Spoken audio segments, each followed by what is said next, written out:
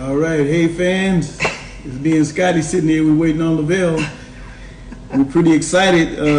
We're getting close. Tomorrow's the release date for our new song, How Long, and we're pretty excited about it. Hope you guys like it. We're going to be interested in seeing how you feel about it. Walter Scott wasn't just another R&B singer. He was the quiet force behind some of the smoothest hits in soul music. But when the world said goodbye to him in June 2025, no one could have imagined what would come next. Behind the calm stage presence and gentle voice was a man who spent his final years preparing something extraordinary. While most fans were celebrating his music, his family was uncovering a hidden legacy, one filled with handwritten letters, secret recordings, and millions in assets no one knew he had. This wasn't just a story of grief, it became a shocking discovery of purpose, planning, and love that ran deeper than fame. Walter's quiet actions revealed a man who thought years ahead, protecting the people he cared about most. While the public mourned the legend, his wife was opening drawers filled with emotional instructions and financial blueprints. And the most surprising part? Walter never bragged about any of it.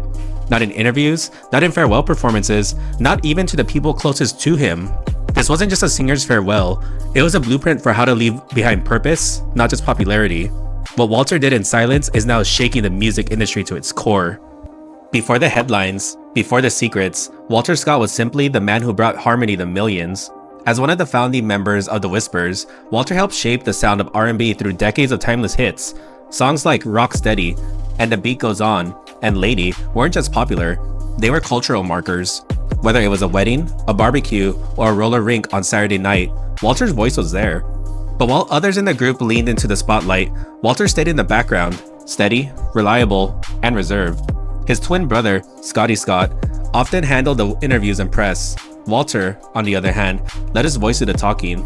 Fans began calling him the group's quiet storm. He wasn't loud, flashy, or dramatic, but he was powerful, and his ability to anchor the group's sound without overpowering it earned him respect from fans and producers alike.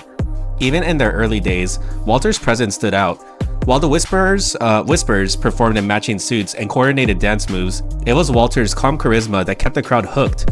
He didn't need to dominate the stage. His presence was felt in every lyric, every note, and every harmony.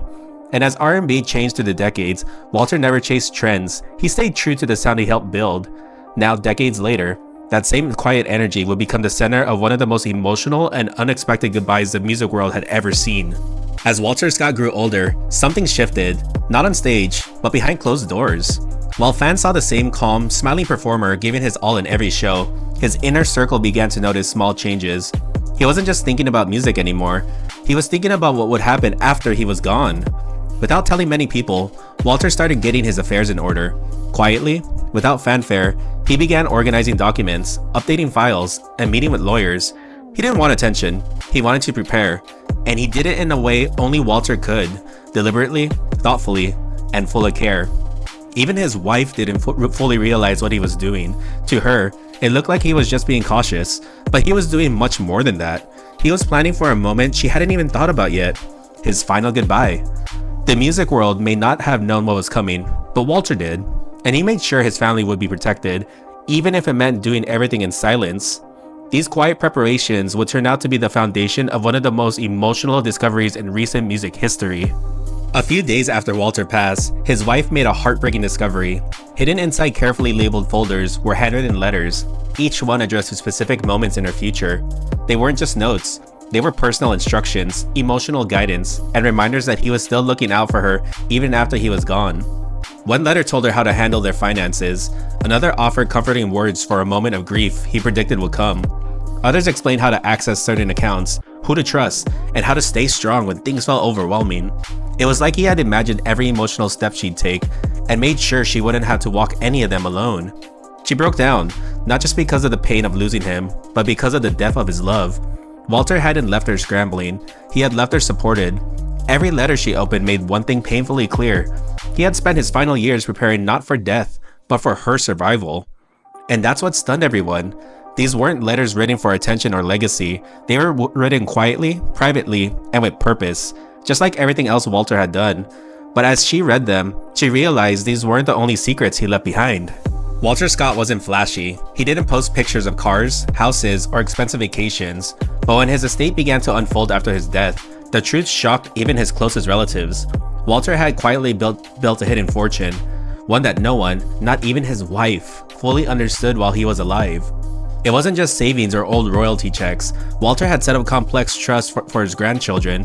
He left behind emergency funds for family members who might one day struggle. There were instructions for college payments, medical expenses, and even bonuses tied to life goals, graduating college, starting a business, or buying a first home. And then came the real shocker.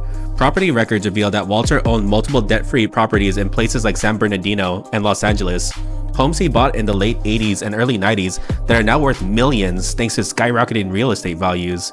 He had also retained publishing rights to several of the Whispers' classic hits, including deep cuts that are still used in commercials and sampled in hip-hop tracks today.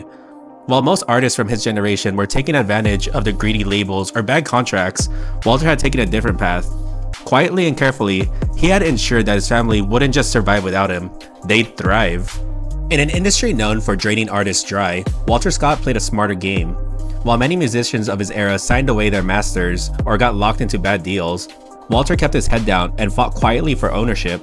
According to one former associate at Solar Records, Walter was one of the only artists who negotiated behind the scenes to maintain partial control of his music.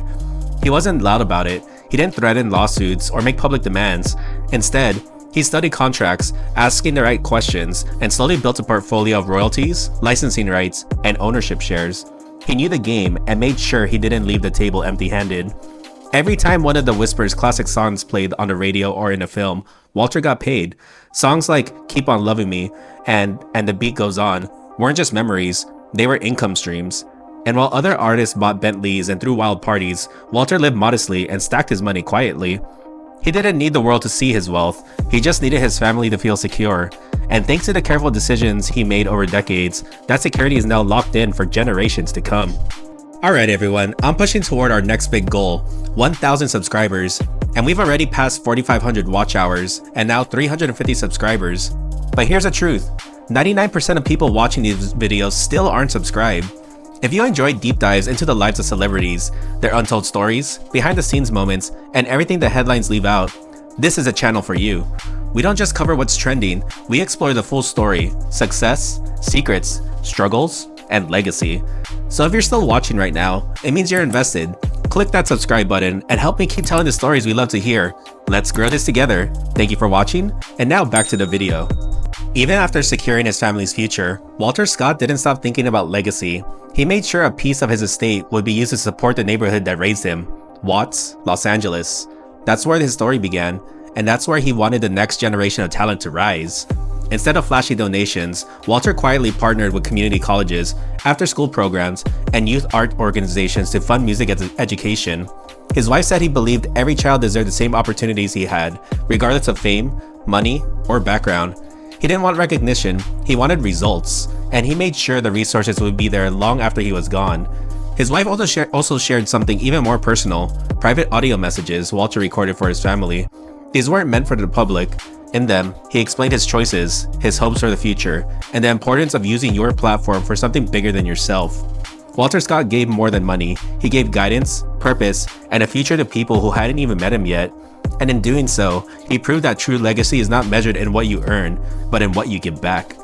The moment news of Walter Scott's passing broke, the music industry responded instantly. Fans, fellow artists, and producers from every corner of the R&B world shared their shock and respect. But what stood out wasn't just a sadness, it was the realization of how deeply Walter had impacted people without ever chasing attention. Streaming numbers for the Whispers surged. Within a week, plays of And the Beat Goes On jumped over 230%. Social media was flooded with stories. People shared memories of Saturday mornings spent cleaning to his voice, or childhood road trips filled with his songs. Some even recalled first dances at their weddings to his melodies. His music had woven itself into everyday life. Younger artists like Anderson, Pac, and BJ, the Chicago Kid, even stepped forward to say Walter's style quietly influenced their own music. His control, his emotion, and his refusal to chase trends made him a blueprint for timeless artistry. BET announced a Legends of Soul tribute special. Streaming platforms like Netflix and Hulu entered early talks for a docuseries about the Whispers, with Walter's personal journey expected to anchor the emotional heart of the story. The industry, which had often overlooked Walter in life, was finally giving him the spotlight in death. But the most powerful response came from fans, not because they lost a celebrity, but because they lost a symbol of grace, loyalty, and timeless talent. Walter represented the kind of artist who left an impression without saying a word. As if everything already revealed wasn't emotional enough, there was one final surprise. Walter Scott had been working on a memoir. According to his wife, he had spent the last few years writing personal notes, voice recordings, and detailed reflections about his life, his music, his family, his battles, and his beliefs. Though unfinished, the memoir is now being pieced together by his family, using the journals and letters he left behind. It's not just a collection of stories, it's a blueprint for how he lived with quiet strength and purpose. His wife said he wanted people to understand that behind the music was a man who struggled, sacrificed, and planned, not just for himself, but for those he loved. Some pages contain stories never shared before, about the early years of the Whispers, the sacrifices he made to stay grounded, and the toll fame quietly took on his spirit. Other entries dive into his thoughts on manhood, fatherhood, faith, and financial wisdom. It's an emotional map of a life lived carefully and meaningfully. This memoir isn't about fame, it's about humanity. It shows the side of Walter that fans never saw on stage. The private man who worried about his grandchildren's future, the artist who fought for ownership behind the scenes, and the husband who made sure his wife would never be alone, even after he was gone. In the end, Walter's final project was never about attention. It was about leaving a path for others to follow, one rooted in love, preparation, and quiet power. And soon, the world will be able to read it for themselves. Walter Scott didn't chase headlines, he didn't beg for credit or cry out for attention, but in death, his voice has become louder than ever, not through volume, through impact. He showed that real legacy isn't about awards or magazine covers, it's about what you leave behind when no one's watching. His final acts, setting up trusts, recording private messages, funding education, and writing a memoir, weren't grand gestures. They were quiet commitments to a life well lived and a family well protected. And now, artists across the industry are looking at his story and asking themselves, am I planning like Walter did? In a business that often values flash over foundation, Walter chose foundation every time. His story is now being used in music schools, estate planning forums, and artist development workshops as a model of foresight and love. That's a legacy most people don't even dare to imagine. Walter's story forces us to ask deeper questions, not just about success, but about substance. Who are we when the music stops? What are we building behind the scenes when no one's watching? For Walter, the answer was clear. He was building safety nets, planting seeds, and making sure that his life's work extended far beyond applause. He wasn't interested in being a moment, he wanted to be a movement, even if it was quiet.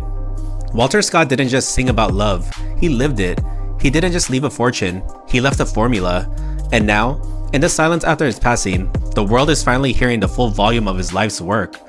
Let his story be a reminder that true power lies not in being seen, but in being felt, generation after generation. He didn't need to go viral to be unforgettable, he simply needed to be real. And in that honesty, he gave us something rare, a blueprint for lasting love, legacy, and meaning. Because in the end, it wasn't fame that made Walter unforgettable, it was purpose. And that's what lives on forever.